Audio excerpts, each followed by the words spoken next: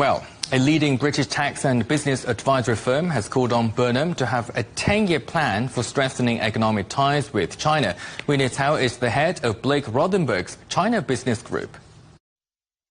The last 10 years, we have had a lot of ups and downs with the UK-China relationship, starting with a glamorous golden era, but then we have seen both the business and political relationships and diplomatic relationships go cold and warm.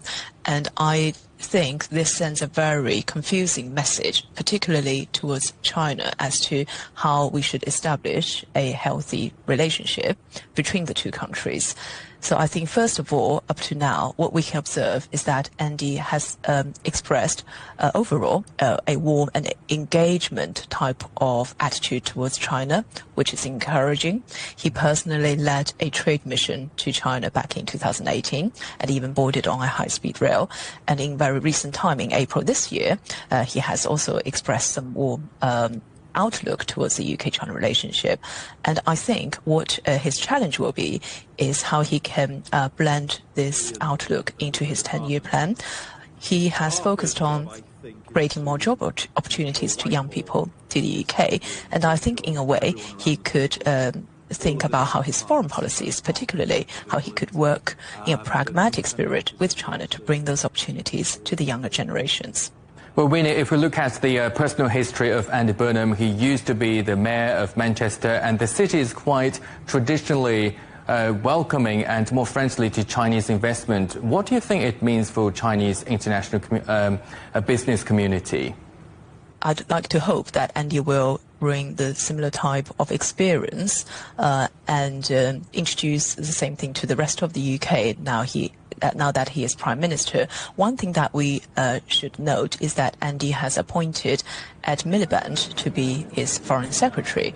And we can observe that, for instance, when Ed Miliband was visiting China last March, when he was Energy Secretary, he has also adopted a very similar pragmatic and engaging type of outlook in China. So he visited Beijing, I think he was in Tsinghua University, and following his visit, he was able to renew a 10-year-old UK-China clean energy partnership.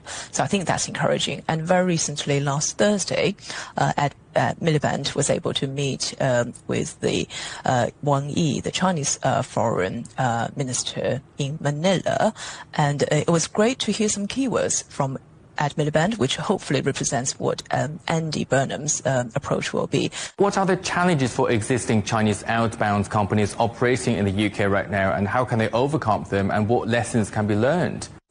The challenges often comes from a cultural aspect, because the Chinese and UK businesses do operate in slightly different ways. I think we need two things. Number one, I often explain to people that the Chinese people, as well as companies, know about the UK a lot more than how the UK business community know about China. I would encourage not only the political leaders, but also the UK people to visit China and get to work with Chinese businesses. What I really hope for is that I think the UK has a great offering in establishing global brands, marketing, as well as research and development opportunities. I think this can really create a very good partnership with the industrial volume that the Chinese companies can bring to the UK.